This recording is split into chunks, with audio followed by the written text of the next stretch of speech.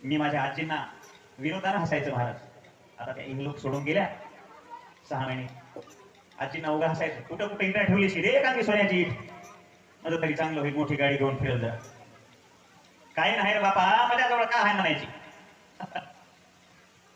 महाराज म्हातारी माणसं घरामध्ये असले की मोठं प्रसन्न वातावरण असते, छान वाटते, घर भरून वाटते. ज्येष्ठ माणसं श्रेष्ठ माणसं आपल्या घरामध्ये असावी, भले त्यांनी काही काम न करू द्या, खुर्चीवर बसून राहू द्या, बाजावर बसून राहू द्या, वेगळाच आधार असते मला घरातल्या माणसाला. सगळं घर भरून वाटते. आणि ज्या घरात वडीलधारी माणसं नाहीत बघा त्या घरात जाऊन सुन सुन सुन सुन वाटते. नवरा एकीकडे, बायको एकीकडे, लेक आहे तिकडे, घर सुन. म्हणून म्हाताऱ्या माणसाचा सुद्धा आदर करा, त्यांना बसा म्हणावं, तुम्हाला काय खायचंय विचारून द्यावं. ऐक नाही, किती आनंद वाटत असतो. तसं दशरथ राजांनी